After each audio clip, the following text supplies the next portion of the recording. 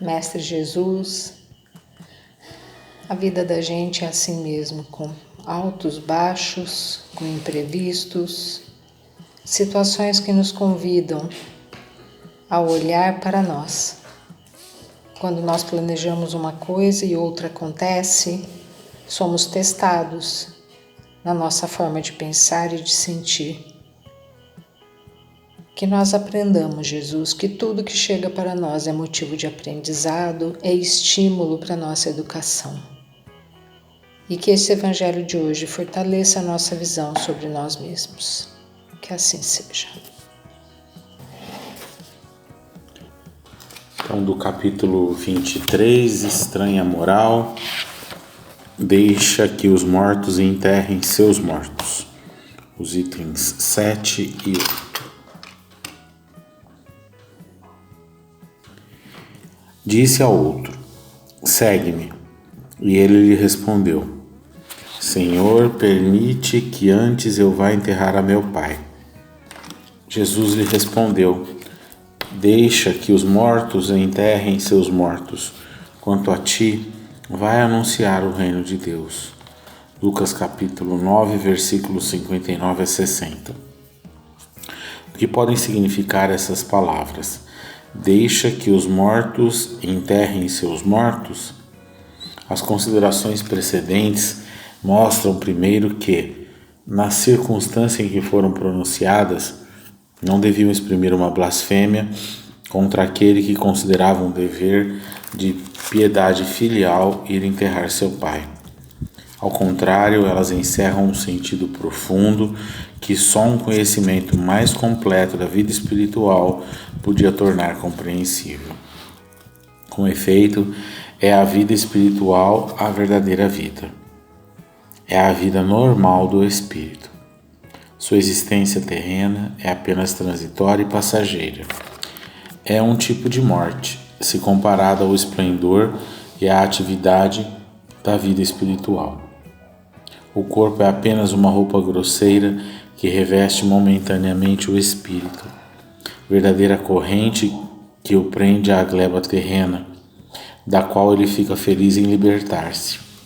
O respeito que se tem pelos mortos não se prende à matéria, mas ao espírito ausente através da lembrança. É um respeito análogo ao que se tem pelos objetos que lhe pertenceram, que ele tocou e que aqueles que o amavam guardam como relíquias. É isso que o homem daquela época não podia compreender por si só. Jesus ensina dizendo-lhe: não te inquietes com o corpo, mas pensa sobretudo no espírito. Vai ensinar o reino de Deus. Vai dizer aos homens que sua pátria não está na terra, mas no céu, pois somente lá está a verdadeira vida. Então, as falas de Jesus muitas vezes, e obviamente sem a compreensão que agora a gente tem através do auxílio da doutrina espírita, realmente parecem coisas muito estranhas, E é interessante quando a doutrina espírita tem aberto os nossos olhos, mas principalmente expandido a nossa mente, dando para nós a capacidade de compreender essas palavras que para muitas pessoas, para muitos espíritos ainda ficam de forma obscura na mente, trazem ainda muitas dificuldades no dia a dia, porque quando a gente interpreta as palavras ao pé da letra, quando a gente olha para a vida da forma equivocada, a gente sofre com isso, A Regina na prece estava falando, ela destacou, da gente olhar para as dificuldades que são trazidas com o olhar correto, e às vezes a gente, por não enxergar as coisas como espírito, a gente olha para a vida e acha que Deus faria algum mal para nós, alguma coisa que seria ruim para nós. mas é a interpretação equivocada nossa como espírito, né? Porque a gente olha as coisas sobre o viés da matéria, então isso traz dificuldades. Então, quando Jesus traz para nós essa importante visão de que a verdadeira pátria do espírito é a pátria espiritual e não a pátria material, a gente leva a esperança à nossa intimidade e começa a ressignificar tudo aquilo que a gente vivencia. Começa a ver a importância de tudo o que Jesus apresentou para nós para que a gente possa ser feliz. Hoje eu estava lendo um trecho no Palavra de Vida Eterna e lá o Emmanuel faz uma consideração e eu achei muito boa essa consideração e muito pertinente para que a gente possa levar para o nosso dia a dia, porque nós podemos nos considerar criaturas abençoadas no sentido de que a nós já foi dada a oportunidade de clarear o caminho, porque os ensinamentos de Jesus aliados com o conhecimento espírita, eles clarificam a nossa intimidade. Mas não basta clarificar a intimidade se você não vive essa clarificação. Se você não olha para aquilo que está na sua vida da forma correta. Não adianta você ter todo o conhecimento cristão, não adianta você dizer que é um seguidor de Jesus, né? E o Evangelho fala isso. Não adianta nada disso se você não conseguir levar isso para te transformar e para fazer o bem. E o Emmanuel, nesse trecho que eu falei, ele fala muito isso, né? Que a gente não, por ter clarificado o nosso caminho com o conhecimento espírita, a gente não tem o direito de se desviar do caminho do bem e praticar o bem em todas as circunstâncias que são possíveis para nós. E muitas vezes a gente acaba esquecendo disso, né? Aonde a gente olha às vezes uma determinada dificuldade da forma errada, aonde às vezes um problema profissional, um problema de saúde é encarado da forma errada. A gente não deixa o bem ser produzido de tal forma na nossa intimidade para que ele cubra todas essas dores que muitas vezes se achegam até nós, mas que tem a finalidade da gente crescer.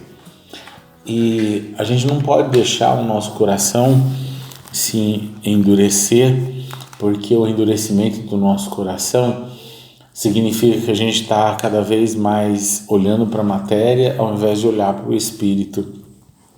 Porque, como Jesus coloca aqui para nós, né, e como essa explicação traz para a gente compreender, a nossa vida é no mundo espiritual. Então, se a nossa vida é no mundo espiritual, a gente tem que agir com esse conhecimento, fazendo com que esse conhecimento ele me liberte. Mas a libertação que a gente muitas vezes se equivoca e não consegue sequer enxergar é a libertação do mal, onde o mal que está me ensombrando, eu me liberto dele e começo a viver com plenitude, olhando para todas as coisas da criação como filho de Deus e não como alguém que não é filho do Pai. Quando a gente passar a se considerar realmente filhos de Deus e não colocar essa distância, né? Esse distanciamento é um distanciamento equivocado nosso, né? Não ter Deus próximo de nós até mudando a forma, né? Eu acho que João Evangelista e Jesus, obviamente, trouxe para nós uma visão de pai que a gente ainda tem dificuldade de estabelecer, né? Essa visão.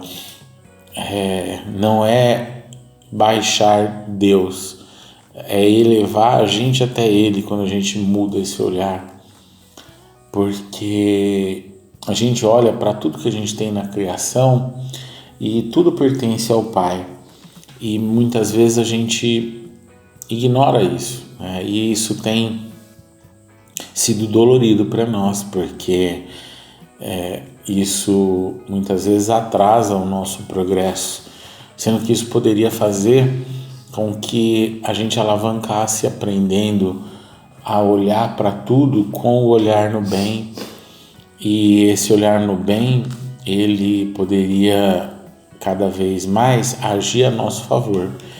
Então toda vez que a gente se afasta disso, não está agindo a nosso favor, está agindo contra a gente. Então a gente mudar esse ponto de vista para sempre pensar como espírito em todas as vivências que a gente tiver. Isso é uma grande ressignificação para nós e faz com que as mágoas, as raivas, tudo que a gente esteja vivendo, possa vir a viver, que é uma sombra, ela se disperse, porque com esse olhar do Pai e da proteção do Pai para nós, tudo se reduz a uma ninharia e tudo fica melhor. Ver a vida como espírito é mudar para onde eu estou olhando no horizonte, ao invés de estar olhando para os pés, eu estou olhando para o horizonte mais distante. Aí eu acho que quando a gente olha um pôr do sol, a gente tem condição de ter essa visão, né? A gente olha a grandeza de um pôr do sol e a gente vê a bondade divina, né? A gente vai sentindo o calor no final do pôr do sol, ele ir baixando, né? E a temperatura ir caindo, e isso vai massageando a nossa face, mas principalmente vai mostrando o poder de Deus e trazendo cada um de nós próximos dele.